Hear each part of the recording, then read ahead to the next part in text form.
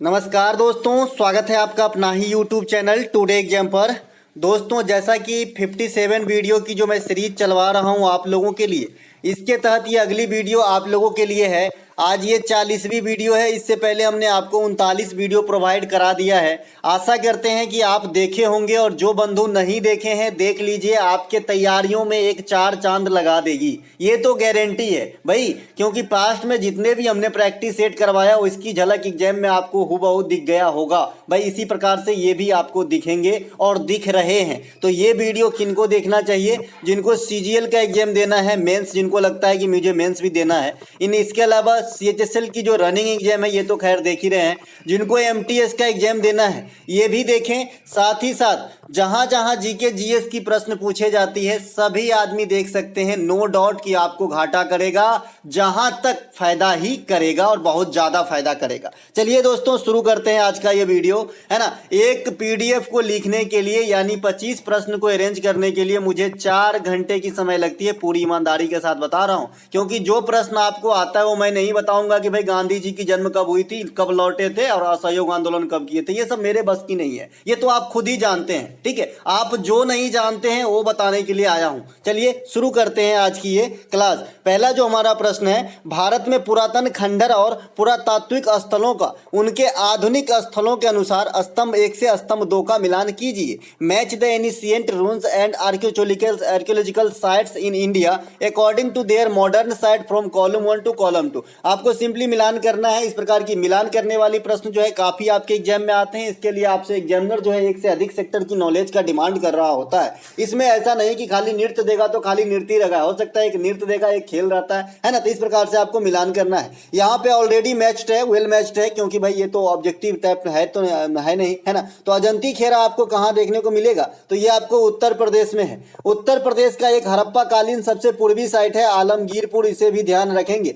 आलमगीरपुर जो है ये आपका कहाँ पे भाई? तो ये आपका उत्तर प्रदेश में। और बाद बाकी मिर्जापुर तो आप समझ ही रहे हैं, मिर्जापुर तो फेमस हो गया, मुन्ना भैया, ठीक है भाई। लेकिन यहाँ पे आपको आलमगीरपुर ध्यान रखना है, ये उत्तर प्रदेश में ही है। और ये क्या है आलमगीरपुर? तो ये हड़प्पा काल के सबसे पूर्वी स्थल है, ठीक है। इनके अलावा दैमाबाद, दैमाबाद कहाँ पे मैच है भाई? महाराष्ट्र के अंदर। दैमाबाद क्या है? तो दैमाबाद जो है आपका ये हड़प्पा काल के सबसे दक्षिणी स्थल है, ठीक है। सबसे दक्षिणी स्थल, द से दक्षिण, द से दैमाबाद। लेकिन ये है कहाँ पे? तो ये महाराष्ट्र में है। वैसे भारत का नक्शा अगर आप देखेंगे तो महाराष्ट्र जो है पश्चिमी साइड में आ जाता है, ठीक है। तो इसीलिए कंफ्यूज होने के लिए इसे जानना पहले बहुत जरूरी होता है कि दैमाबाद किस दिशा में है हड़प्पा काल के रिगार्ड में। तो आप बताएंगे भाई दक्षिण में है, राइट। इसके अलावा पद्दाटकल का स्मारक, भाई पद्दाटकल का स्मारक कहाँ पे है? सबसे पहले तो ये कर्नाटक में है। और यहाँ की क्या विशेषता है? यहाँ की विशेषता है कि ये जो है ग्रुप ऑफ टेम्पल्स है। मैंने आपको बताया था कि कर्नाटक में एक हम्पी का खंडर भी है। तो हम्पी का खंडर किस रूप में है? तो ये डिस्ट्रॉयड अवस्था में है, यानी इसके अधिकांश जो चीज थे, मोन्यूमेंट्स वगैरह, ये जो है ध्वस्त हो चुके हैं। लेकिन पद्दाटकल का जो स्मारक है ये अभी भी लाइव है, जिंदा है, अभी भी अपने स्वरूप में है अधिकांश तक। पूरा तो पूरा नहीं भाई, पूरा तो पूरा कुछ भी अपने स्वरूप में नहीं है इंडिया के अंदर। क्योंकि अगर आप साउथ में देखेंगे तो बहुत से बड़े बड़े मंदिर है जिसकी जिक्र ही आज तक नहीं किया गया कहीं, या ना किया जा रहा है ना। लेकिन जो है प्राचीन, अगर उसको संरक्षण प्रदान किया गया होता तो प्राचीन रूप में दिखता। लेकिन वो जो है धीरे धीरे ढल रहे हैं, क्योंकि उस पर जो है वर्षा, ये दुनिया भर की जो इफेक्ट है वो हो रही है। तो पद्दाटकल का स्मारक जी है लगभग आधुनिक स्वरूप में है। और ये कहां पे है? कर्नाटक के अंदर है। मैंने पद्दाटकल का स्मारक के बारे में आपको बताया था कि ये ग्रुप ऑफ मंदिर है जहां पे 10 मुख्य मंदिर हैं, जिनमें आपको 9 मंदिर जो है पूर्णतः हिंदू धर्म से मतलब समर्पित है हिंदू धर्म को। और एक मंदिर ऐसा बनाया गया है तो ये भी हिंदू धर्म का ही पार्ट, लेकिन ये जैन समुदाय के लोगों के लिए बनाया गया है। और जो मंदिर जैन के लिए बनाया गया है उस मंदिर का निर्माण कौन करवाया था? तो राष्ट्रकूट ने करवाया था। ये आपके सीजीएल 2020 मेंस में मेंस नहीं, ये अभी प्रे में, क्योंकि पहले मेंस में तो पूछता नहीं था। सीजीएल 2020 प्रे में पूछा गया एक क्वेश्चन था कि पट्टादकल के स्मारक के अंदर जैन मंदिर का निर्माण किस शासकों ने करवाया था? नीचे चोल था, है ना, चालुक्य था, जैन था, सॉरी राष्ट्रकूट था। तो राष्ट्रकूट आंसर हो जाएगा, समझ रहे हैं। जो 9 मंदिर है ना वो आपका राष्ट्रकूट नहीं बनाया, सिंगल मंदिर जो है राष्ट्रकूट बनाया। बाद बाकी जो 9 मंदिर है ये चालुक्य ने बनाया। तो दोनों बात ध्यान रखेंगे, राइट। अभी लाइन पढ़ेंगे आपको पूरा क्लियर हो जाएगा, राइट, है ना। किबुथु, ये क्या है भाई? किबुथु ये भारत की सबसे पूर्वी सीमा है, जो कहाँ पे है? आपके अरुणाचल प्रदेश में है ना। अरुणाचल प्रदेश के अंदर एक किबुथु पॉइंट है जो भारत की सबसे पूर्वी सीमा है। भारत की सबसे पश्चिमी सीमा कहेंगे तो पश्चिमी सीमा कहेंगे तो गौहर माता या गौर माता है ना। गौहर माता या गौर माता है ना। ये आपका कच्छ के पास है, गुजरात में। ये भारत की पश्चिमी सीमा है। अगर आपका उत्तरी सीमा कहेंगे तो इंदिरा कॉल है, ये कहाँ पे है? जम्मू में। और दक्षिणी सीमा कहेंगे तो इंदिरा पॉइंट है, ये कहाँ पे है? तमिलनाडु के, सॉरी, अंडमान निकोबार में। तो ये बात भी आपको ध्यान रखना है, अंडमान निकोबार में स्थित है, ठीक है भाई। इनके अलावा अगर मुख्य भूमि का दक्षिणी पॉइंट कहा जाता है तो ये आपका कन्याकुमारी हो जाएगा, जो तमिलनाडु हो जाएगी। चलते हैं आगे, अगला पॉइंट के तरफ चलते हैं। हाँ, तो ये अब भैया जो चीज मौखिक रूप से बताया यही चीज यहाँ पे लिखा है, बट पढ़ेंगे तो ज्यादा क्लियर हो जाएगी। दायमाबाद प्रसिद्ध हड़प्पा कालीन है ना सबसे दक्षिणी स्थल है जो महाराष्ट्र में है। मैंने आपको पूर्वी, पश्चिमी, उत्तरी, दक्षिणी सब बता देना है आपको भाई। आलमगीरपुर जो है ये सबसे पूर्वी है, उत्तर प्रदेश के अंदर है। इसके अलावा दक्षिणी कहें तो दायमाबाद, ये हड़प्पा काल के बात हो रही है, तो ये महाराष्ट्र में है। पश्चिमी कहे तो पश्चिमी आपका सुरकोतदा हो जाएगा हड़प्पा काल के अंदर, ये पाकिस्तान के अंदर है, बंदरगाह नगर था। और उत्तरी कहे तो मांडा, ये जम्मू कश्मीर में है। तो ये चारों ध्यान रखेंगे। इसके अलावा पट्टाडकल का स्मारक की मंदिरों का समूह का जो है ये चालुक्य शासक ने बनवाया था, लेकिन एक्सेप्ट इसमें जो एक जैन मंदिर है इसका निर्माण राष्ट्रकूट शासक ने करवाया था, यही चीज यहाँ पे लिखा गया है। अगला प्रश्न हमारा सोना Au और चांदी Ag के शुद्धिकरण हेतु किस अम्ल का प्रयोग किया जाता है? Which acid is used for the purification of gold, aurum and silver argentum? तो भैया ये जो सोना और चांदी की शुद्धिकरण के लिए हम इस्तेमाल करते हैं एसिड, इसका नाम है नाइट्रिक अम्ल। क्या होती है? HNO3। क्या होती है? HNO3 होती है। जिसके मन में एक्वारेजिया आ रहा है तो गलत आ रहा है। एक्वारेजिया क्या होती है कि सोना को पिघलाने के लिए इस्तेमाल किया जाता है। यहाँ पे हमें सोना और चांदी दोनों को शुद्ध करने के लिए इस्तेमाल की जाने वाली एसिड की बात हो रही है, तो आपका हो जाएगा नाइट्रिक अम्ल, ठीक है। सोना और चांदी के मिश्रण को क्या कहते हैं? इसी बार के एमटीएस में आपसे पूछा था, तो इलेक्ट्रम कहा जाता है। क्या कहा जाता है? इलेक्ट्रम कहा जाता है। आपके सोना और चांदी के मिश्रण को इलेक्ट्रम कहा जाता है। सोना का परमाणु क्रमांक 79 होता है और चांदी का परमाणु क्रमांक 47 होता है। सोना को जो है Au कहा जाता है और चांदी को Ag कहा जाता है। सोना को औरम कहा जाता है और चांदी को अर्जेंटम कहा जाता है। सोना की परमाणु भार 196.97 होता है और आपका जो अर्जेंटम है इसका परमाणु भार 107.87 होता है। अब मैंने आपको एक चीज बताया है कि जब भी आपको परमाणु भार एग्जाम में पूछे और अगर एग्जैक्ट याद है तो वेरी गुड, अगर एग्जैक्ट नहीं याद है तो भी काम हो सकती है। कैसे बताया था मैंने कि किसी भी चीज की परमाणु क्रमांक मान लीजिए 10 है तो इसका जो अनुभार होगा ये 20 से अधिक होगा और 25 के पास तक होगा, इससे ज्यादा नहीं होगा। आप आजमा के देख लीजिएगा, मैं लगभग सभी को आजमाया हूं और ये ट्रिक जो है एकदम सटीक बैठता है कि 2 गुना से ज्यादा और 2.5 गुना तक, है ना। और एक आध अपवाद है जो 2.5 से 3 गुना के बीच में, लेकिन अपवाद पे हमें नहीं जाना है। हमें याद रखना है कि 2 गुना से अधिक होगा और 2.5 गुना तक होगा, ठीक है। आप किसी को भी मिला लीजिएगा, आपको मिलेगा ये चीज भाई। अगर परमाणु क्रमांक 20 है तो 50 के करीब ही हो सकता है ना। इनके अलावा स्वर्ण एकमात्र द्रव एक्वारेजिया अम्लराज में घुल जाती है। अब आ गई अम्लराज वाली बात। सबसे पहले आपसे पूछा जाता है कि अम्लराज जो है, एक्वारेजुआ जो है, ये इसको कैसे बनाते हैं? तो इसको हम जो है 3 पार्ट लेते हैं HCl का, है ना, हाइड्रोक्लोरिक अम्ल का, और 1 पार्ट लेते हैं हम नाइट्रिक अम्ल का, HNO3 का, ठीक है। इन दोनों को मिलाते हैं तो बन जाता है क्या? अम्लराज, जिसे अंग्रेजी में क्या कहते हैं? एक्वारेजिया। और एकमात्र ऐसा लिक्विड है जिसके अंदर आपका गोल्ड जो है पिघल जाता है, अन्यथा गोल्ड कहीं भी नहीं पिघलती है। सोना और चांदी, है ना, प्रकृति में हमेशा फ्री स्टेट में पाया जाता है, मुक्त अवस्था में पाया जाता है। अब ये फ्री स्टेट क्या होता है मैं आपको बता चुका हूं कि भाई फ्री स्टेट क्या होता है और कंबाइंड स्टेट, ज्वाइंट स्टेट कहिए या फिर कंबाइंड स्टेट कहिए या और के रूप में कहिए, तो ये क्या होती है? मैंने आपको बताया था कि जो चीज आपको फ्री स्टेट में पाया जाएगा वो हमेशा शुद्ध ही मिलेगा। जैसे आपने कई बार शॉर्ट वीडियो जरूर देखा होगा यूट्यूब पे, है ना भाई, उसमें सोना का जो है नदी से निकालता रहता है तो चलनी में से चल चल के निकालेगा, कण निकलता है तो शुद्ध ही मिलता है उसको, ठीक है। तो सोना और चांदी जो है हमेशा प्रकृति में शुद्ध रूप में ही मिलता है। ऐसा नहीं कि इसको जो है बहुत सारे प्रोसेस से गुजारना है, ऐसा नहीं। जहां मिलेगा ना एकदम शुद्ध मिलेगा, जाके सीधे लोहार का, सॉरी, सोनार के दुकान में जाके बेच सकते हैं। लेकिन अन्य जो धातु है वो आपका अयस्क के रूप में, ओवर के रूप में मिलता है। इसके कई सारे जो फिल्टर किए जाते हैं, तो ये इनसे गुजारा जाता है, निष्कर्षण किया जाता है जिसे हिंदी में कहते हैं। तो यहां से आप गुजार के ही शुद्ध कर सकते हैं, लेकिन सोना चांदी शुद्ध रहता है। इसके अलावा चांदी प्रकृति में सबसे अधिक विद्युत के सुचालक है, ये बात तो आप भी जानते हैं। सबसे ज्यादा जो है गुड कंडक्टर जो है ये आपका चांदी होता है, दूसरा स्थान तांबा का होता है। इसके अलावा भारत में सबसे अधिक चांदी का उत्खनन जो है ये राजस्थान में होती है, तथा सबसे अधिक सोना का उत्खनन कर्नाटक में होती है। यहां पे एक छोटा सा स्टार आपको दिख रहा होगा। हाल फिलहाल के एग्जाम में 2022 के सीपीओ के एग्जाम में एक क्वेश्चन एसएससी ने पूछा कि वर्तमान में भारत में सबसे अधिक स्वर्ण भंडार कहां है। वर्तमान में ध्यान दीजिएगा भाई, वर्तमान में सबसे अधिक स्वर्ण भंडार कहां है, तो इसका आंसर एसएससी ने माना बिहार। ठीक है भाई, इसका आंसर जो है एसएससी ने क्या माना, बिहार। क्योंकि आप जानते हैं कि अभी कुछ ही दिन पहले, पिछले साल से अभी तक तो पूर्णतः फाइंड नहीं हो पाया कि बिहार के बांका और जुमई जो है वहां पे आपका स्वर्ण भंडार डिटेक्ट किया गया है। इसी आधार पे एसएससी ने इसे आंसर मान लिया है। तो आपको भी ध्यान रखना है कि जब भंडार पूछेगा ना तब बिहार होना है, और जब उत्खनन की बात करना है तब कर्नाटक होना है, कोलार गोल्ड फील्ड वाला, केजीएफ वाला। ठीक है, समझ गए। इसके अलावा खेतरी जो है आपके कहां पे, राजस्थान में है। जादूगोरा जो है आपके कहां पे, झारखंड में है। ये सब ध्यान रखेंगे। इनके अलावा पीएम स्वामित्व योजना किस मंत्रालय के अधीन कार्यरत है। पीएम स्वामित्व योजना is working under which ministry. सबसे पहले स्वामित्व, पीएम स्वामित्व योजना क्या है,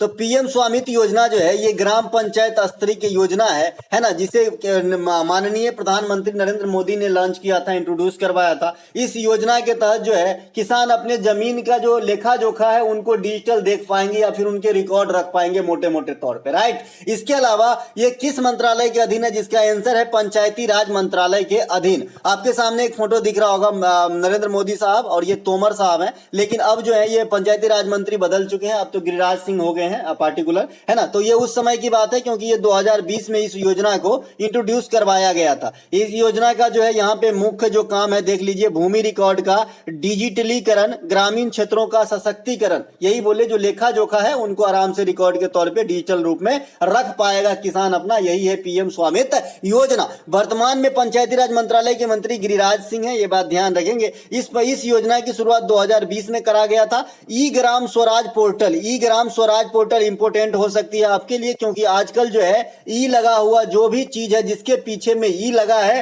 वो जो है हीरो बन रहा है एग्जाम में। जैसे आपने अभी देखे कि ई शक्ति योजना, क्या है भाई, ई शक्ति योजना कौन चलाया है, नाबार्ड। किस लिए चलाया है नाबार्ड, तो ये जो आपका स्वयं सहायता समूह होता है गांव घर में, महिलाएं लोगों का एक ग्रुप होता है ना, जो बचत करवाता है महिलाओं के, है ना भाई। तो ये वाली ग्रुप में डिजिटलीकरण के लिए ई शक्ति योजना चलाया गया है नाबार्ड के द्वारा। इसी प्रकार से आपने ई श्रम योजना का नाम सुना होगा, ई श्रम योजना, ई शक्ति योजना, ई ग्राम स्वराज पोर्टल, ई रूपी भी आ गई। अब तो ई रूपी जो है आरबीआई ने लॉन्च किया है, ये डिजिटल फॉर्म है। जैसे बिटकॉइन वगैरह आपने सुना होगा तो वो अलीगल है, लेकिन ये जो है पूर्णतः लीगल होगा, है ना, पूर्णतः लीगल होगा ई रुपये। हालांकि अभी जो है पायलट प्रोजेक्ट ही चला है, पूर्णतः लागू नहीं हुआ है। 2-4 साल में आ जाएगा अपने इंडिया में भी, कागज वाले पैसे की जगह ई रुपये चलेंगे भैया। इसके अलावा ई स्वराज पोर्टल की भी जो शुरुआत है ना, ये भी आपका पंचायती राज मंत्रालय के द्वारा ही करा गया है। ये तो आधुनिक बात हो गई पंचायत के बारे में। अब हम चलते हैं थोड़ा सा पुराने बात पंचायत के बारे में, क्योंकि पंचायत से बहुत सारे क्वेश्चन आपके एग्जाम में आता है,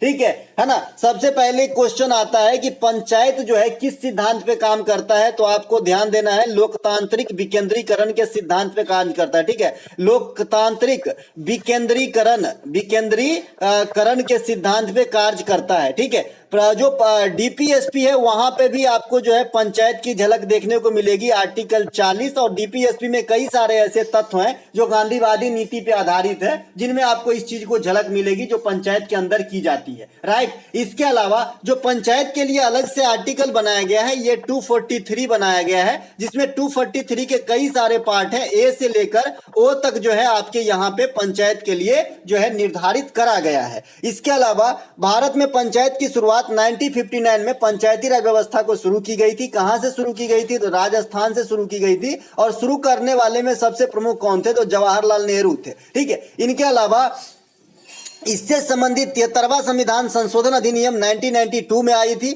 1993 में यही अधिनियम जो आई थी ना 73वां, ये लागू हुई थी। 73वां संविधान संशोधन जो है, इसके तहत त्रिस्तरीय पंचायती राज व्यवस्था को बहाल किया गया था, है ना, तथा इसको संविधानिक स्थिति जो है प्राप्ति हो गई थी, राइट। इसके अलावा 24 अप्रैल को ये चीज लागू होने की वजह से 24 अप्रैल को हम पंचायती राज दिवस के रूप में मनाते हैं, तो ये बात भी आपको ध्यान रखना है। अब पंचायत का जो भाग है ये भाग 9 है और अनुसूची जो है ये 11 है। ये खाली पंचायत की मैं यहाँ पे बात कर रहा हूँ, किसी नगर नियोजन या जो है आपका सहकारी संगठन की बात नहीं कर रहा हूँ। तो पंचायत भाग 9 में है और अगर आप नगर नियोजन की बात करेंगे तो 9A में हो जाएगा, अगर सहकारी संगठन की बात करेंगे तो 9B में हो जाएगा। ये मैं भाग की बात कर रहा था अलग अलग चीजों के रिगार्ड में। तो पंचायत 9 में है, अनुसूची 11 में। इस अनुसूची में पंचायत से संबंधित कितने मदों को शामिल किया गया या फिर कितने विषय को शामिल किया गया, कितने सब्जेक्ट अटैच है, तो आपके 29 सब्जेक्ट को रखा गया है। मैंने यहीं पर ही कहा था कि जो 12वीं अनुसूची है इसमें 18 सब्जेक्ट को रखा गया है जो नगर निगम से संबंधित है। तो दोनों बात भी ध्यान रखेंगे भाई, काम आ जाएगी, है ना भाई।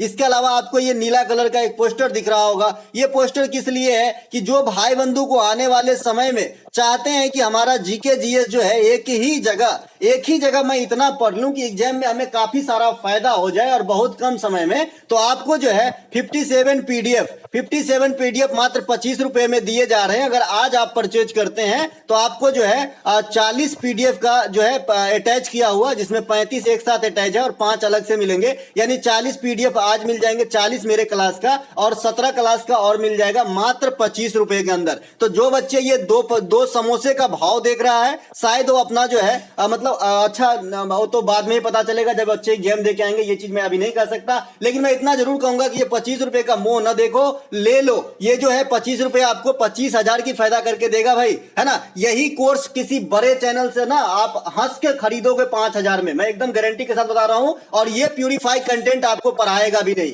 ठीक है। ये हिस्ट्री पढ़ाएंगे तो पूरा लूसेंट आपको पढ़ा देगा, मैं पूरा नहीं पढ़ाऊंगा, मैं उतना ही पढ़ाऊंगा जो एग्जाम में आता और आ रही है। ये भी बात आप भी जानते हैं, जो एनालिसिस फॉलो करते हैं, देखते हैं, ये बात को समझते हैं। तो मैं कहूंगा कि 25 रुपया में ले लो, है ना भैया।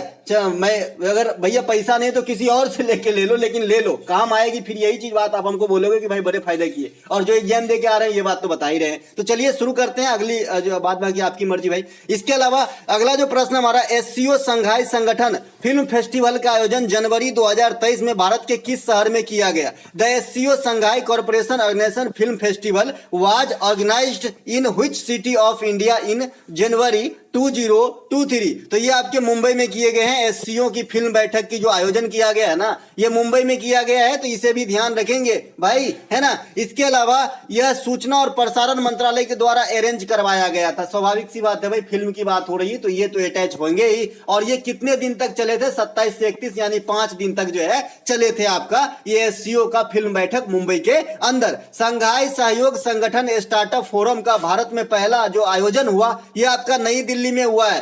तथ्यों के जो वर्ड है ना उनको जरूर पढ़ें, क्योंकि संघाई, एससीओ और G20 इनके कई सारे बैठक होते हैं, नहीं कि एक ही बैठक होते हैं। ऐसा नहीं है कि ब्रिक्स का बैठक एक हो गया भाई, नहीं, इनके अलग अलग मोड बना दिया गया है कि इस बार G20 के स्वास्थ्य मंत्री बैठेंगे, इस बार G20 के जो वित्त मंत्री है वो बैठेंगे, विदेश मंत्री बैठेंगे, प्रधानमंत्री बैठेंगे, इनके वरिष्ठगण बैठेंगे, है ना, सभी राजनेता बैठेंगे, सब मतलब इस प्रकार के कई सारे पार्ट में इस बैठक को हम जो है तब्दील कर दिए हैं। तो इसीलिए वर्ड को पढ़ना बहुत जरूरी है, न कि सिर्फ आपको इतना याद रखने से काम चल जाएगा कि भाई G20 की बैठक जो है मुंबई में हुआ, मैं कहता हूं उदयपुर में भी हुआ है ना। तो भाई अलग अलग चीजों का अलग अलग जगह हुआ है, नाम की संस्था वही है, बस आदमी बदल गए उसमें और मोटो बदल गए थे, है ना। तो इसको ध्यान रखेंगे। तो जो एससीओ का फिल्म वाला बैठक हुआ है ये आपका मुंबई में हुआ है, और एससीओ का स्टार्टअप फोरम का बैठक जो हुआ है ये आपका नई दिल्ली में हुआ है। दोनों बात ध्यान रखेंगे। संघाई सहयोग संगठन की स्थापना 2001 में हुई थी और पूर्णकालीन सदस्य भारत कब बना था?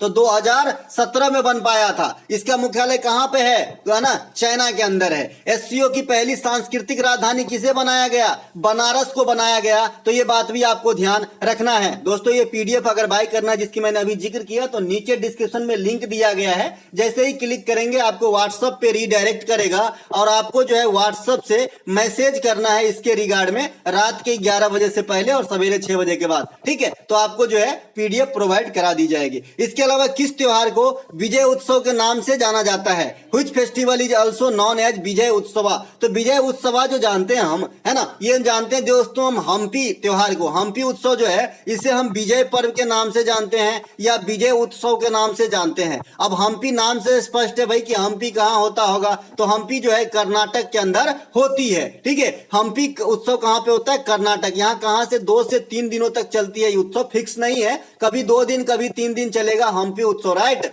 इसके अलावा माजुली उत्सव एक इसी प्रकार का उत्सव है जो कहाँ पे होती है? असम में। और किस महीने में होती है? तो नवंबर महीने में होती है, जो 4 दिनों तक चलती है। और मेरे ख्याल से इसके डेट भी फिक्स है, 21 नवंबर को होती है, देख लीजिएगा जरा, 21 नवंबर को ही होती है ना। 4 दिन चलती है, असम में होती है माजुली उत्सव। अब ये जो माजुली है ये क्या है? ये नदी द्वीप है, जो ब्रह्मपुत्र नदी का द्वीप है, जो अपने आप में पूरा दुनिया में सबसे बड़ी जो है रिवर आइलैंड है। इनके अलावा बस्तर दशहरा ये कहां पे होती है? छत्तीसगढ़ के अंदर। कितने दिन चलती है? 75 दिन तक चलती है। कोणार्क नृत्य महोत्सव ये 1 से 5 दिसंबर के बीच में चलती है और ये कहां पे होता है? कोणार्क से स्पष्ट है कि जो आपका सूर्य मंदिर है, कोणार्क का सूर्य मंदिर जिसे ब्लैक पैगोडा कहा जाता है, यानी ये उड़ीसा की बात हो रही है। इसके अलावा एक आपकी इस कड़ी में पूछा जाता है मेदराम यात्रा, ये भी 4 दिनों तक चलती है। एक आपका छठ पूजा ये भी 4 दिनों तक चलती है। एक पोंगल त्योहार ये भी 4 दिनों तक चलती है। एक हॉर्नबिल त्योहार नागालैंड ये 1 से 10 यानी 10 दिनों तक चलती है, दिसंबर माह में चलती है। तो ये सब कुछ एक त्योहारों के दिन है जो आपको ध्यान रखना है कि कौन कितने दिनों तक चलती है और कहां होती है। इसके अलावा किस अनुच्छेद के अनुसार भारत में सुप्रीम कोर्ट और सभी हाई कोर्ट की कार्यवाही भाषा जो है ये इंग्लिश को रखा गया है? According to which article the proceeding of the Supreme Court of India and all the High Courts will be English. तो भाई जो अंग्रेजी में जो कार्यवाही करेंगे हाई कोर्ट या सुप्रीम कोर्ट, ये किस आर्टिकल में इस प्रकार की बातों के मेंशन किए गए हैं? तो ये आर्टिकल 348 के 1 में कहा गया है कि जो भी कार्यवाही करेंगे या तो हाई कोर्ट की बात कर लो या फिर सुप्रीम कोर्ट की बात कर लो, है ना, ये अंग्रेजी में करेंगे। मैं कुछ ही दिन पहले एक वीडियो देखा था जिसमें एक वकील साहब थे और एक जज साहब थे। वकील साहब भिड़ गए जज साहब से कि भाई मैं हिंदी में क्यों नहीं बोल सकता, मुझे इंग्लिश नहीं आती है, ठीक है। वहां पे बहुत बहस हो रही थी, ठीक है। लेकिन आपको जो पढ़ना है ये पढ़ाई की बात पढ़ना है भाई। 348 के 1 में जो है अंग्रेजी कार्यवाही भाषा होगा हाई कोर्ट और सुप्रीम कोर्ट का, इस प्रकार का बात कहा गया है ना भाई। इसके अलावा संविधान के अनुच्छेद 124 में सुप्रीम कोर्ट की स्थापना है और अनुच्छेद 214 में हाई कोर्ट की स्थापना है। सुप्रीम कोर्ट की स्थापना इंडिया में 1950 में हुआ है स्वतंत्रता की बाद, और हाई कोर्ट की स्थापना बहुत सारे स्वतंत्रता की बाद और बहुत सारे जो है इनके पहले भी हुए हैं। जैसे अगर पहला हाई कोर्ट की बात कर ले तो 1862 में 3 हाई कोर्ट की स्थापना जो है 61 के अधिनियम के थ्रू 62 में बनाए गए। इसमें मुंबई, मद्रास और कोलकाता था। लेकिन मैंने आपको कहा है कि 2 जुड़वा भाई भी अगर पैदा होता है तो एक पहला एक बड़ा होता है ना। तो उसी प्रकार से सबसे पहला हाई कोर्ट अगर इंडिया में आपसे पूछेगा तो कोलकाता बताना है, राइट, समझ भाई, कोलकाता बताना है। सुप्रीम कोर्ट अनुच्छेद 32 से है तथा हाई कोर्ट अनुच्छेद 226 से आपका रिट जारी करने का काम करता है, जो बंदी, प्रतिकक्षण, परमादेश, निषेधाकार, अधिकार परीक्षा, इस प्रकार के जो रिट हैं ये आपके सुप्रीम कोर्ट 32 से और हाई कोर्ट 226 से जारी करते हैं। अनुच्छेद 129 के तहत सुप्रीम कोर्ट का तथा अनुच्छेद 215 के तहत हाई कोर्ट का रिकॉर्ड न्यायालय या हिंदी में इसे अभिलेख न्यायालय होना जो है तय किया गया है। अब अभिलेख न्यायालय या रिकॉर्ड न्यायालय क्या होता है ये मैंने आपको पहले ही बता चुका है। इसके अलावा सुप्रीम कोर्ट के सभी न्यायाधीश की नियुक्ति जो है राष्ट्रपति ही करते हैं, चाहे तो वो चीफ जस्टिस हो, सीजीआई जो डीवाई चंद्रचूड़ साहब हैं, जो 50वें सीजीआई हमारे इंडिया के पहला कौन था आप लोग मुझे कमेंट कीजिएगा, या फिर जो अलग आपका जो न्यायाधीश होते हैं सीजीआई के अलावा उनके भी नियुक्ति राष्ट्रपति ही करते हैं। हाई कोर्ट में भी सेम फंडा है, लेकिन हाई कोर्ट के नियुक्ति से संबंधित मामला जो आपका न्यायाधीश के मतलब मामले में थोड़ी सी डिफरेंट है। कैसे डिफरेंट है? जैसे हाई कोर्ट के जो चीफ जस्टिस है उसकी नियुक्ति राष्ट्रपति करते हैं तो राज्यपाल का परामर्श लेते हैं, है ना भाई। जो अन्य न्यायाधीश की नियुक्ति है वो भी राष्ट्रपति ही करते हैं, लेकिन जो chief justice of high court होता है उनसे थोड़ा सा हट के है। मैं किसी दिन अलग से 5 मिनट लेके इसको समझाऊंगा, क्योंकि अगर यहाँ पे समझाया तो थोड़ा सा दिक्कत का सामना आप कर सकते हैं, खिचड़ी बन सकती है। ठीक है भाई। इनके अलावा जो आपका हाई कोर्ट की न्यायाधीश की तबादला है या नियुक्ति है, ये राष्ट्रपति ही करते हैं। अब आप बोलोगे यहाँ पे तो आप अलग लिखे हो, यहाँ पे अलग लिखे हो, तो यही चीज बता रहा हूँ, खिचड़ी नहीं पकाना, इसीलिए अलग से एक दिन बता दूंगा 2-4 मिनट मेरे बंधु, है ना। हाई कोर्ट के सभी न्यायाधीश की तबादला, सभी न्यायाधीश कहने का मतलब जो चीफ पे बैठा है वो, और जो अनऑर्डिनरी जो न्यायाधीश है ना, वो सभी की तबादला यानी ट्रांसफर जो है राष्ट्रपति ही करते हैं। और इनडायरेक्टली देखे तो सभी की नियुक्ति भी राष्ट्रपति ही तो करते हैं। मैंने सिर्फ ये कहा कि भाई फॉर्मेलिटी अलग अलग है ना, कि चीफ जस्टिस को कैसे करेंगे और दूसरे को कैसे करेंगे। इनमें परामर्श की एक मतलब डिफरेंस आता है कि किसमें परामर्श किससे लिया जाता है, किसमें लिया जाता है या नहीं लिया जाता है। इस चीज की बात मैं बाद में कर लूंगा। इसके अलावा जो सुप्रीम कोर्ट की जो एज वाली बात है ना, कि न्यायाधीश है कितने एज में जो है रिटायर होंगे, तो आप बताएंगे जी 62 वर्ष में, है ना, 62 वर्ष में। और यही मामला सुप्रीम कोर्ट के लिए 65 वर्ष रखा गया है। हालांकि इसको भी बढ़ाने की बात करी गई थी, लेकिन ये अभी तक एज इट इज है। ठीक है। इनके अलावा भारत में पहला जो आपका जो हाई कोर्ट है, मैंने बता ही दिया कि कोलकाता हाई कोर्ट भारत में पहला हाई कोर्ट है। इसके अलावा जीवाणु कोशिका आवरण में पाए जाने वाली सबसे बाहरी परत क्या कहलाती है? What is the outer most layer found in the cell membrane of the bacterial cell called? जो बैक्टीरिया है इसके जो आउटर मोस्ट सेल होते हैं, तो ये आवरण क्या कहलाती है, ये आपसे पूछ रहा है कि सबसे बाहरी जो सेल होगा ना, मैंने आपको सेल समझा चुका है ना भाई, कि सेल तो खुद ही आंख से नहीं दिखता। मान लीजिए ये बिंदु सेल है भाई, इस बिंदु के अंदर, अब इसमें बिंदु को थोड़ा सा जूम कर लेता हूं तो इतना बड़ा हो गया ये बिंदु, आप समझिए। अब इस बिंदु के अंदर बहुत सारे चीजें जिनके अलग अलग नाम है, जैसे माइटोकॉन्ड्रिया, राइबोसोम हो गया, केंद्रक हो गया, लाइसोसोम हो गया, ये सभी के सभी जो है इसके अंदर है। गोल्जी काय हो गई, ये सभी के सभी इसके अंदर है। कोशिका द्रव्य है जो एक दूसरे से जो है सटे नहीं, इसके लिए इसमें बीच में जमाया रहता है ना, कोशिका द्रव्य। तो इस प्रकार से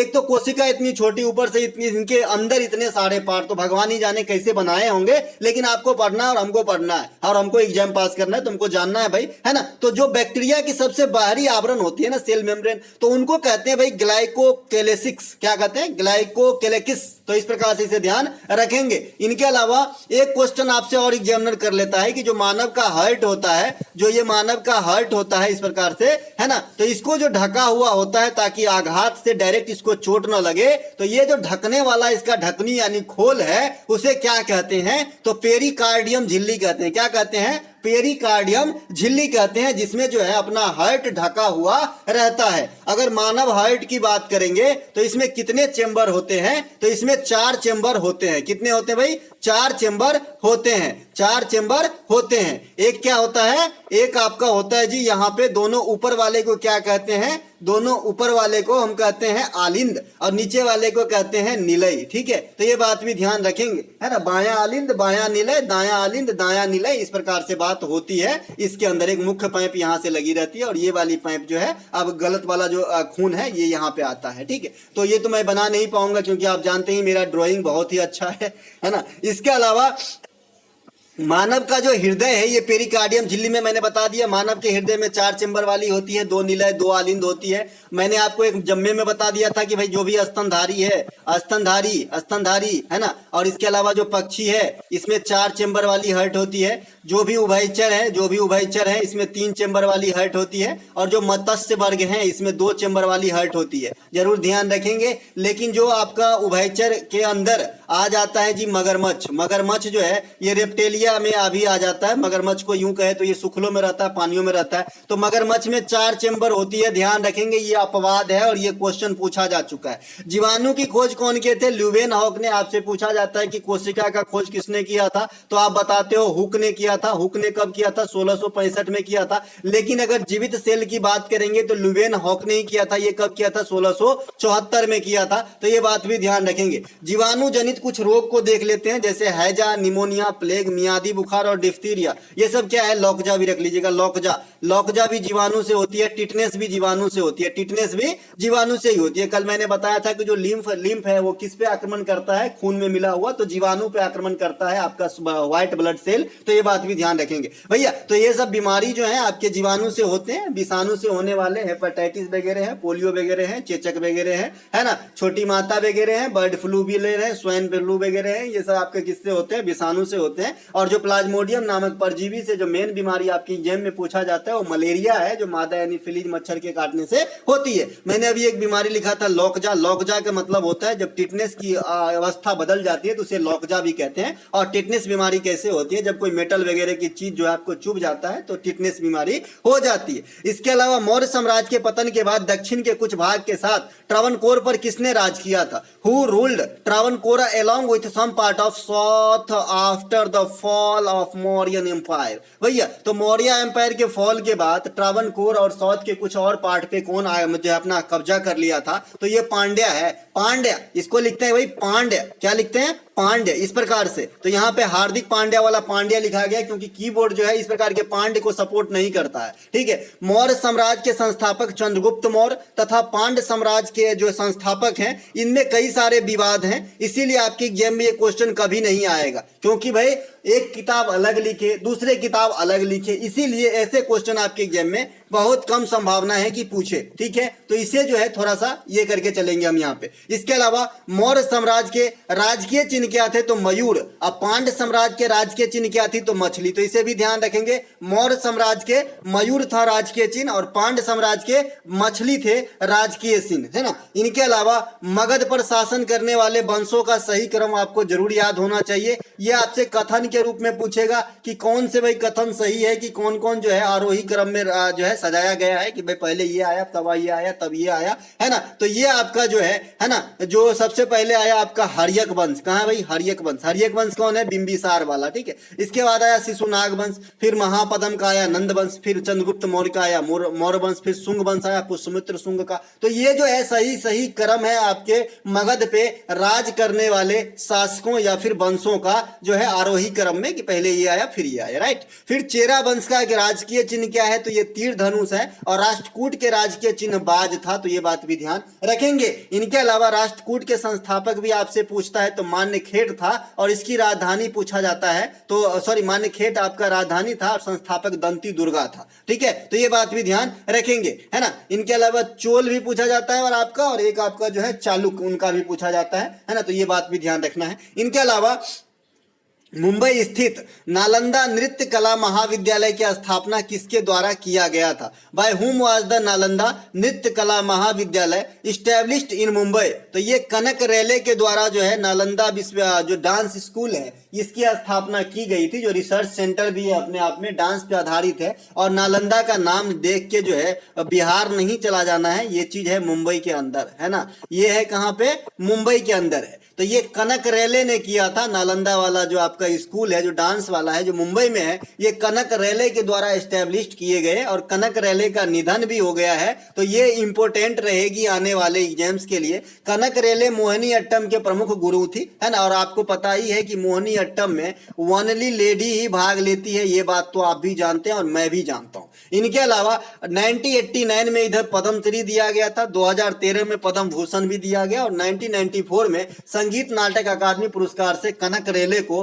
सम्मानित किया गया था। मोहिनी अट्टम में भगवान विष्णु के स्वरूप मोहिनी स्वरूप की पूजा होती है तथा यह शास्त्रीय नृत्य में सिर्फ महिलाएं ही भाग लेती है। बाद बाकी मैंने सभी शास्त्रीय नृत्य की पाठ शैली ये सब बता दिए हैं, होने का फॉर्म वगैरह ये सब भी मैंने आपको बता दिया है। दर्पण एकेडमी ऑफ आर्ट के संस्थापक कौन है? मृणालिनी साराभाई। आज मैं यहाँ पे स्कूल के बात करूंगा जो आपके डांसर्स के द्वारा, जो क्लासिकल डांस के गुरु वगैरह थे उनके द्वारा बसाए गए, क्योंकि यहाँ से भी क्वेश्चन आपके एग्जाम में पूछे जाते हैं। तो दर्पण एकेडमी ऑफ आर्ट की स्थापना मृणालिनी साराभाई ने किया था। ये मृणालिनी साराभाई भरतनाट्यम के प्रमुख नृत्यांगना थी, जो आपके विक्रम साराभाई की पत्नी और मल्लिका साराभाई की माता है। इनके अलावा प्रमुख ओडिसी स्कूल सृजन ओडिसी स्कूल का नाम है। इनकी स्थापना गुरु केलू चरण महापात्रा ने उड़ीसा के भुवनेश्वर में करा था। इसके अलावा यामिनी स्कूल ऑफ डांस की स्थापना जो है यामिनी कृष्णमूर्ति ने दिल्ली में करी थी। तो ये सब कुछ स्कूल हैं जो आपके डांस के ऊपर आधारित हैं, इन्हें जरूर ध्यान रखें। इनके अलावा सकल प्राथमिक घाटा किसके किसके बीच का अंतर है, या डॉट डॉट डॉट से दिखाया गया है। Gross primary deficit is the difference between, तो ये है आपका सकल राजकोषीय घाटा में से जब आप शुद्ध ब्याज की देनदारी को घटा देंगे तो आपको क्या प्राप्त होगा, सकल प्राथमिक घाटा प्राप्त होगा। अब ठीक है भाई, सकल प्राथमिक घाटा कैसे निकालोगे, सकल जो राजकोषीय घाटा है उसमें आपको क्या घटाना है, जो आपको ब्याज पे देनदारी है, जो आपका नेट ब्याज पे देनदारी है उसको जब घटाएंगे तो सकल प्राथमिक घाटा आपको मिल जाएगा। अब आइए कुछ और टर्म को देख लेते हैं, क्योंकि इकोनॉमिक्स है ना, यही रात अंतिम यही रात भारी। भैया जो बच्चे इंटरेस्ट नहीं लेते हैं उनको जो है ये बहुत सताता है, और खास करके मैं कहता हूं अगर आपने परिभाषा इसके अच्छे से समझ लिए तो काफी हद तक आपके लिए आसान हो जाएगा। ठीक है, इकोनॉमिक्स के एक आध क्वेश्चन ऐसे भी होते हैं जो एग्जाम में पहली बार ही रिलीज होता है ना, ये बात भी सत्य है कहीं ना कहीं। ठीक है, फिर भी अपनी कोशिश करना, कोशिश करते रहोगे तो भाई जो है अंतिम तक जरूर ही जाओगे। ये तो मैंने देखा है कि कोशिश करने वाले कभी भी नहीं हारते, और ऊपर वाले भी उनका मेहनत का कर्ज कभी नहीं रखता, इसीलिए आप अपना 100% देने की जो है हर वक्त कोशिश करें। ठीक है भाई, एनडीपी ये क्या है, नेट डोमेस्टिक प्रोडक्ट। आपने सिर्फ जीडीपी पढ़ लेता है, जीडीपी पढ़ लिए, ग्रॉस डोमेस्टिक प्रोडक्ट है ना, ग्रॉस डोमेस्टिक प्रोडक्ट, और हम जो है बस समझ गए भाई जीडीपी क्या होती है। किसी भी देश में एक साल में जो अंतिम मुद्राओं का मूल्य है, जो भी वस्तु वगैरह है या फिर मेहनत है, उनकी जो मौद्रिक मूल्य है वो जीडीपी है। हमने इतना समझ लिया, बात खत्म। इतने से काम नहीं चलता भाई, इतने से काम नहीं चलता। अब जीडीपी को भी रिफाइन कीजिए, नेट जीडीपी है ना, अभी आपने देखा सकल जीडीपी, तो ये सब जो है थोड़ी बहुत आपको देख लेना है, राइट। तो एनडीपी क्या होता है, नेट डोमेस्टिक प्रोडक्ट, राइट। ये क्या होगा कि सकल घरेलू उत्पाद, इसके सबसे पहले हिंदी है, बराबर क्या होता है कि जो जीडीपी आपकी प्राप्ति होती है उसमें से जो है आप जब डिप्रिसिएशन को घटाएंगे, मूल्यह्रास को घटाएंगे, तो आपको जो है एनडीपी निकलेगा, नेट डोमेस्टिक प्रोडक्ट निकलेगा। और ये अभी अंतिम दिन जो एग्जाम हुआ था इसमें पूछा गया था सेकेंड शिफ्ट के अंदर। इसके अलावा शुद्ध राष्ट्रीय उत्पाद एनएनपी, नेट नेशनल प्रोडक्ट। अब जीडीपी में विदेश से प्राप्त आय को आप जोड़ देते हैं और मूल्यह्रास को घटा देते हैं तो आपका क्या निकलता है जी, एनएनपी निकलता है। अब मैंने यहीं पर एक चीज और बता देना है कि ये जो आपका ये एनएनपी है ना, जीएनपी एक होता है ग्रॉस नेशनल प्रोडक्ट। इसके बराबर में क्या लिखा था मैंने कि भाई जीडीपी में एक्स को जोड़ना है और एम को घटाना है। ये क्या था एक्स और एम, तो एक्स था कि एक आदमी जो जिसका नाम राम है, ये जाके सऊदी अरब में कमा रहा है, तो इसकी जो कमाई है ये जीडीपी में जोड़ देना है। और एक आदमी सैम है जो उड़ीसा के चिल्का झील में टूर गार्ड का काम कर रहा है ना, और ये जो चीज कमा के अपने इंग्लैंड में पैसा भेज रहा है तो ये घटा देना है, तो जीएनपी निकलता था। तो अगर इतने को आप देख लें, जीडीपी प्लस एक्स है ना, जीडीपी प्लस विदेशों से प्राप्त आय, यही चीज लिखा है, तो इतने को हम जीएनपी लिख सकते हैं, है ना। इनको हम जीएनपी माइनस अगर मूल्यह्रास को घटा देंगे तो भी एनएनपी निकलेगा, है ना। तो ये चीजों को कन्वर्ट करना थोड़ी बहुत आपको आनी चाहिए भैया। इसके अलावा जो राष्ट्रीय आय है, जो किसी भी देश की जो है स्थितियों को जानने के लिए सबसे अच्छा सुदृढ़ व्यवस्था है कि भाई आप राष्ट्रीय आय को जान लो, है ना, या फिर प्रति व्यक्ति आय उससे भी ज्यादा रिफाइंड है। तो ये राष्ट्रीय आय कैसे निकलता है, तो यही जो आपका नेट नेशनल प्रोडक्ट है ना, यही आपका राष्ट्रीय आय है भाई, है ना। इनके अलावा प्रति व्यक्ति आय कैसे निकलता है, पर कैपिटा इनकम। तो जो ये नेशनल जो नेट नेशनल प्रोडक्ट है, इसको राष्ट्र की जनसंख्या से जब आप भाग दे देंगे और जो आपका भागफल निकलेगा यही आपका प्रति व्यक्ति आय है। आशा करते हैं कि आप सभी समझे, लेकिन एक चीज आपको समझने में यहाँ पे दिक्कत हुआ होगा। मैंने कहा कि भाई जीएनपी में जो है आपको जीएनपी में इतने को मैंने जीएनपी लिख दिया था और माइनस डिप्रिसिएशन कर देंगे तो हमारा निकल जाता है एनएनपी यानी नेट नेशनल प्रोडक्ट। तो फिर आप कहोगे कि भाई जीएनपी कैसे लिख दिए, भाई जीडीपी प्लस जो है भारत का आदमी विदेश में जाके यानी रामलाल जो सऊदी अरब में कमा रहा है वो जोड़ना है और सैम जो इंग्लैंड का चिल्का झील पे कमा रहा है उसको घटाना है ना। तो भाई इसलिए मैंने लिख दिया कि आपका देखिए यहाँ पे मान लीजिए कि जीडीपी प्लस ये जो विदेश से प्राप्त आय है, तो दो को ही तो हम लिख सकते हैं ना भाई कि डिप्रिसिएशन में जो है ये घटाओ आ गए जो ये आपका इंग्लैंड से कमा रहा है ना। तो इनके जगह पे ये चीज तो है ही, तो हम इसीलिए इनको जो है इतना ही पे हम लिख दिए थे एनएनपी। बाद बाकी आप समझने के लिए अगर सूत्र आपको याद है तो आप इससे भी ज्यादा, क्योंकि वहां पे कथन के रूप में दिया होता है, तुरंत मामला बदल जाता है ऑप्शन में, ठीक है। तो आपने ये सूत्र जरूर याद रखना है कि भाई जो आपका जीएनपी होता है ना, इसका मतलब होता है कि जीडीपी है ना प्लस देसी आदमी का विदेश में जाके कमाना, मैं इसको एक्स लिखता हूं, और माइनस विदेशी आदमी का इंडिया में आके कमाना, जो उनके अपने देश में पैसा भेजेंगे तो ये घटाना पड़ता है। इसके अगर सूत्र ही याद है तभी काम होगी, या फिर आप पूर्णतः फुल्ली परिभाषा जानते हैं तभी आप ऑप्शन छांट पाएंगे एग्जाम के अंदर, ठीक है ना। चलते हैं आगे। इसके अलावा राष्ट्रीय आय क्या होता है, तो वही नेट नेशनल प्रोडक्ट होता है। नेट नेशनल प्रोडक्ट कैसे निकाले थे अभी आपने देख ही लिया यहाँ पे कि नेट नेशनल प्रोडक्ट हमने कैसे निकाला है कि जीडीपी में से मूल्यह्रास को घटा के, और आपका जो प्रति व्यक्ति आय है कि यही नेट नेशनल प्रोडक्ट में किसी राष्ट्र की जनसंख्या से भाग दे देंगे तो उस राष्ट्र का जो है प्रति व्यक्ति आय निकल जाएंगे। आशा करते हैं कि अब समझ में आ गया होगा। इसके अलावा मेंडलीव के आवर्त सारणी के अनुसार एका एल्युमिनियम का परमाणु द्रव्यमान क्या था, जिसके बाद में गैलियम के द्वारा प्रस्थापित कर दिया गया। आजकल ऐसे क्वेश्चन टटोल के ला रहा हूं और एग्जामिनर ऐसे ही क्वेश्चन पूछ रहे हैं। According to Mendeleev's periodic table, what was the atomic mass of a single aluminum which was later proposed by आपका जो किसके द्वारा, गैलियम के द्वारा। तो इनके जो है परमाणु भार आपका 68 था, जिनको जो है गैलियम से रिप्लेस किया गया। मेंडलीव की आवर्त सारणी में 7 आवर्त, 9 वर्ग तथा 63 तत्व थे, है ना, जो 1869 में बनके तैयार हुआ था। एक एक डाटा आपके बहुत ज्यादा काम के हैं, खास करके ये ईस्वी कई बार एग्जाम में पूछे गए हैं। इस प्रकार के सारे तत्व थे, है ना, जिनको बाद में तत्व से दूसरे रिप्लेस किए गए। आप देख लीजिए इन प्रकार के जो है तत्व, जैसे अभी आपने देखा कि गैलियम को रिप्लेस किया 68 परमाणु भार वाले ने। इसी प्रकार के कई और तत्व थे जिनका नाम भी मेंडलीव दिया था और इनको नोट करके रखा था, क्योंकि इनके बारे में ये पूर्णतः क्लियर नहीं थे। ठीक है, तो ये था जैसे जैसे एका बोरॉन, इनका परमाणु भार 44 था। एका एल्युमिनियम जो इस क्वेश्चन का आधार है, इनका परमाणु भार 68 था। एका सिलिकॉन 72 था और एका मैग्नीज है ना, मैग्नीज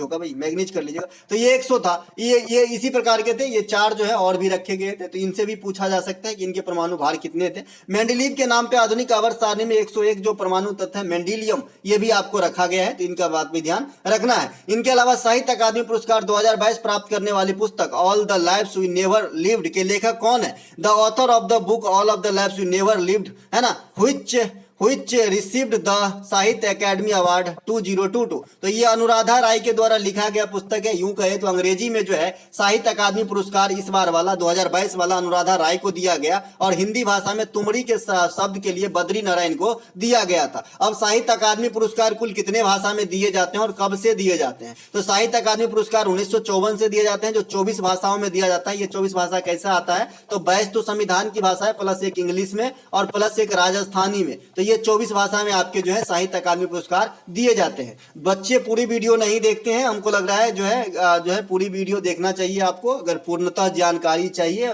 क्योंकि दोस्तों जिस दिन आपको लगे कि मैं टाइम पास करवा रहा हूं, उस दिन आप बेझिझक अपने मन के हिसाब से कीजिएगा। ठीक है, मैं आपको टाइम पास नहीं करवाऊंगा। समझ रहे भाई? किस खेल में बैक स्टिक शब्दों का प्रयोग किया जाता है? In which sport to term back stick in use? तो ये हॉकी खेल में जो है बैक स्टिक का प्रयोग किया जाता है। अब हॉकी से जुड़े अन्य शब्द जैसे 16 yard, hit, dribbling, short corner, tie breaker, power point, bully, ये सभी के सभी हॉकी से जुड़े हुए शब्दावली के शब्द हैं। हॉकी के खेल में 11 खिलाड़ी होते हैं। इनके अलावा हॉकी मैच की अवधि 60 मिनट की होती है। पहले ये 70 मिनट की होती थी, अब 60 मिनट की होती है। हॉकी मैच में जो रेफरी होता है, ये आपका रेड कार्ड और येलो कार्ड का इस्तेमाल करता है। रेड कार्ड खतरनाक होता है, खिलाड़ी को मैदान से बाहर जाना पड़ता है ना, खिलाड़ी को मैदान से बाहर जाना पड़ता है। और येलो कार्ड जो है ये चेतावनी देते हैं आपको रेफरी, जो आप एज अ प्लेयर के रूप में, अगर आप प्लेयर हो तो आपको येलो कार्ड दिखाया गया तो इसका मतलब आपको सचेत किया जा रहा है। इसके अलावा हॉकी वर्ल्ड कप 2023 के विजेता जर्मनी है, उपविजेता बेल्जियम है। भारत में हुआ था, है ना, भारत में कहां पे? उड़ीसा में हुआ था, कलिंगा और बिरसा मुंडा स्टेडियम के अंदर। ओलंपिक में पहला गोल्ड भारत को हॉकी के अंदर ही मिला था 1928 में, है ना, और अंतिम जो है 1980 में मिला था हॉकी के अंदर गोल्ड। और अंतिम पदक हॉकी के अंदर जो है 2020 टोक्यो में मिला है, लेकिन कांस्य से मिला है। इसके अलावा बैटन कप, आगा खां cup, Rangaswamy cup, Guru Nanak champions trophy, ये सभी के सभी हॉकी से संबंधित है। और हॉकी से संबंधित जो ये ट्रॉफियां हैं, ये आपके जो गुरु नानक वाला है, इसमें सिर्फ लेडीज ही भाग लेते हैं। और अभी अभी एशियन हॉकी चैंपियन ट्रॉफी के विजेता भारत बना है। इसके बारे में भी मैं बात रख लिया हूं, क्योंकि एग्जाम आपके 1.5-2 महीने बाद होंगे, तो वहां पे ये क्वेश्चन आराम से छपेंगे। और हॉकी को हम खेल के अंदर बहुत तजब्बो देते हैं इंडिया के अंदर, ऐसा बोलते हैं खोया हुआ प्यार, वैसे ही हॉकी है भाई। बहुत दिनों तक जो है आपका इस पे ध्यान नहीं दिया गया, लेकिन अब जो है विशेष ध्यान इस पे दिया जा रहा है। माल्थियन सिद्धांत के अनुसार निम्नलिखित में से क्या गुणोत्तर श्रेणी बढ़ रही है? According to Malthusian theory what are the following is increasing in the geometrical series? तो भाई जो आपका गुणोत्तर श्रेणी में बढ़ रहे हैं माल्थस के सिद्धांत के अनुसार, ये है जनसंख्या। माल्थस साहब ने कहा था कि जो अभी संसाधन अवेलेबल है या फिर जो संसाधन बढ़ रहे हैं, ये समान अनुपात में बढ़ रहे हैं, समान अनुपात में बढ़ रहे हैं, लेकिन जो जनसंख्या है ये गुणित अनुपात में बढ़ रहे हैं। ये कहीं ना कहीं साबित होता और आपको इस फोटो में जो है सत्य होता नजर आ रहा होगा कि संसाधन तो एक ही है, यही 4 डिब्बा का ट्रेन जो जयनगर से है ना दरभंगा के बीच चल रही है, लेकिन भाई इस पे आदमी पहले 50 था और आज जो है 5000 हो गए हैं, है ना भाई। तो ये आप देख के समझ रहे होंगे कि क्या कहना चाह रहे थे मालथस साहब। तो जब भी जनसंख्या से रिलेट में आपका इकोनॉमिक्स का परिभाषा पूछता है तो मालथस साहब का आंसर होता है। एक मुद्रा का प्रचलन वाला आपके आ जाते हैं जो ग्रेसम का नियम से संबंधित है, ये भी वैज्ञानिक का नाम है। इन्होंने कहा था कि जब भी बैड मनी आएगा तो अच्छे मनी को उखाड़ फेंकेगा। इसके अलावा एक आपका मांग का नियम है। मांग का नियम हमारा क्या कहता है कि जब किसी की वस्तु की कीमत घट जाती है तो उसकी मांग बढ़ जाती है। उसी का उल्टा सेम, जब कीमत बढ़ जाती है तो मांग घट जाती है। एक अगला प्रश्न है, गोंचो लोक नृत्य किस राज्य से संबंधित है? Goncho folk dance related to which state? तो ये मध्य प्रदेश से संबंधित है। मध्य प्रदेश के अन्य नृत्य में हम अगर देखें तो आपका राय नृत्य, रीना नृत्य, चटकोरा नृत्य, भगोरिया नृत्य, माच नृत्य, मांडू महोत्सव, ये सभी के सभी मध्य प्रदेश के नृत्य है। मध्य प्रदेश के मलाजखंड तांबा के लिए, पन्ना हीरा के लिए प्रसिद्ध है। मध्य प्रदेश डेक्कन के जो पठार है इसके एक अभिन्न है। डेक्कन के पठार के कई सारे स्टेट हैं जिसमें मध्य प्रदेश भी आ जाते हैं। इसे बाघ स्टेट कहा जाता है। मध्य प्रदेश में सबसे अधिक नेशनल पार्क है। जो वर्तमान में तांबा का सबसे ज्यादा उत्खनन भी आपका कौन करता है? तो मध्य प्रदेश ही करता है। मध्य प्रदेश में वर्तमान में 2 योजना काफी इंपोर्टेंट है, काफी बार एग्जाम में रिपीट हो रहे हैं। तो ये आपका लाडली बहना योजना और लाडली लक्ष्मी योजना, ये जो है महिलाएं से संबंधित योजना है आपका लाडली बहना योजना। तो ये बात भी ध्यान रखेंगे। और बालिकाओं से लाडली लक्ष्मी योजना किस पंचवर्षीय योजना में गाडगिल योजना के नाम से जाना जाता है? इसके अलावा जो यहाँ पे गाडगिल योजना से जाना जाता है, यहाँ पे मैंने यहाँ पे लिख दिया, ओके। तो तीसरी पंचवर्षीय योजना को गाडगिल योजना के नाम से जाना जाता है ना भाई। तो तीसरी पंचवर्षीय योजना की अवधि की बात करेंगे तो 1961 से 1966 हो जाएगा। इस योजना द्वारा अर्थव्यवस्था को आत्मनिर्भर बनाने पर जोर दिया गया था। तो ये बात भी ध्यान रखेंगे। गरीबी उन्मूलन के साथ आत्मनिर्भरता, थोड़ा सा स्टार लगा है यहाँ पे, ध्यान देंगे। जहां भी स्टार लगा है थोड़ा सा ध्यान देने की जरूरत है, ध्यान नहीं ध्यान, है ना भाई। तो ये देखिए इस योजना में, इस योजना मतलब कहने का मतलब हम तीसरी योजना की बात कर रहे हैं। तो तीसरी योजना में अर्थव्यवस्था को आत्मनिर्भर बनाने की बात कही गई जो आज तक कही जा रही है, ठीक है भाई। तो सबसे पहले आत्मनिर्भर बनाने की बात हम कहां से आए? तो तीसरी पंचवर्षीय योजना में, है ना, जो इस क्वेश्चन के आधार भी है ना, जो गाडगिल फार्मूला पे आधारित है। लेकिन अगर इसी बात को मैं घुमा दूं कि गरीबी उन्मूलन के साथ आत्मनिर्भरता को प्राप्त करना किस पंचवर्षीय योजना का लक्ष्य रखा गया था, तो आप बताएंगे भैया 5वीं पंचवर्षीय योजना का। समझ रहे बात? इसके अलावा पहला में किस पे बल दिया गया था? कृषि पे, और दूसरा में आपका जो भारी उद्योग पे। दोनों बात ध्यान रखेंगे। इनके अलावा पहला को हम क्या कहते हैं? हैराट डोमार, और दूसरे को क्या कहते हैं? पीसी महालनोबिस मॉडल, है ना। इसके अलावा जो आपका 3 साल कोई योजना नहीं बना, हम इसे योजना अवकाश कहते हैं। इसका जो है ईस्वी 1966 से 1969, इसका मतलब चौथे पंचवर्षीय योजना पे काफी इफेक्ट आया होगा। चौथे का जो कार्यकाल रहा था 1971 से 1974 रहा था। इसमें जो है काफी सारे चीज पूछे जाते हैं। प्रधानमंत्री कौन थे? तो आप बताएंगे इंदिरा गांधी थे। इसी में बैंकों का राष्ट्रीयकरण हुआ था, इसरो की स्थापना हो गई थी। भारत और पाकिस्तान युद्ध भी इसी पंचवर्षीय योजना में होता है, चौथा पंचवर्षीय योजना के अंदर। इसके अलावा अब तो पंचवर्षीय योजना बनते नहीं। इसके अलावा अगला प्रश्न है, अकबर के शासनकाल में कृषि भूमि प्रणाली को कुल कितने भागों में विभाजित किया गया था? Into how many parts was the agriculture land system divided during the reign of Akbar? तो भैया ये 4 पार्ट में बांटा गया था। इसमें आपका जो भूमि था उनको अलग अलग नाम दिया गया था। जैसे आपने पोलाज नाम दिया गया था, परती, इसके अलावा चांचर, और इसके अलावा मतलब जो है बंजर, है ना, बंजर। तो भाई पोलाज भूमि क्या होता था? इस पे हर साल खेती की जाती थी, जैसे जनरली हम लोग आजकल करते हैं कि हर साल खेती करते हैं। तो ऐसे भूमि को पोलाज भूमि कहा गया था। जो परती भूमि होता था, एकांतर वर्ष पे खेती होती थी कि 1 साल के लिए छोड़ दिया या फिर 2 साल के लिए छोड़ दिया, इसके बाद जो है इस पे खेती किया गया, तो एकांतर उसे नाम दिया गया। इसके अलावा जो आपका चांचर होता था, चांचर भूमि को 3 साल के लिए छोड़ देते थे, फिर खेती करते थे, जिसे चांचर कहा गया। और जो बंजर भूमि होता था, इससे 5 साल या इससे अधिक समय के लिए बंजर ऐसे ही खुला छोड़ दिया जाता था, इस पे कोई खेती नहीं किया जाता था, बाद में खेती किया जाता था। ये ऐसा मानने के लिए कि उर्वरा शक्ति की बढ़ोतरी होती है, और वास्तव में ऐसा होना चाहिए। एक आध बार भूमि को छोड़ देना चाहिए, जिससे उसकी उर्वरा शक्ति जो है मेंटेन रहती है। इनके अलावा अकबर के प्रारंभिक दिनों का रिजेंट कौन था? तो बैरम खान था। तो ये बात ध्यान रखेंगे। 10 साला बंदोबस्त राजा टोडरमल ने चलाया था, तो ये बात भी आपको ध्यान रखना है। इनके अलावा एशियन चैंपियन ट्रॉफी हॉकी 2023 के उपविजेता कौन बने हैं? 4-5 दिन पहले की ही बात है ना भाई। Who become the runner of Asian champion trophy hockey 2023? तो ये मलेशिया जो है उपविजेता है। और अपना प्यारा भारत, और आज देखिए स्वतंत्रता दिवस भी है, आप लोगों को बहुत बहुत बधाई, है ना। तो ये इंडिया जो है इनके विजेता बने हैं। तो इंडिया जिस जिस चीज की विजेता बनेगी, ज्ञानर की खोपड़ी में छेद करेंगे। तो भैया ये क्वेश्चन जो है जरूर ध्यान रखिएगा, है ना। यह मैच भारत के चेन्नई में खेला गया था, तो ये बात भी आपको ध्यान रखना है। तो मिलेंगे दोस्तों अगले वीडियो में, तब तक के लिए जय हिंद। ये पीडीएफ चाहिए, इसके डिस्क्रिप्शन में लिंक दिया गया है, आप वहां पे क्लिक करके व्हाट्सएप मैसेज कीजिए, आपको जानकारी दे दी जाएगी। जय हिंद दोस्तों।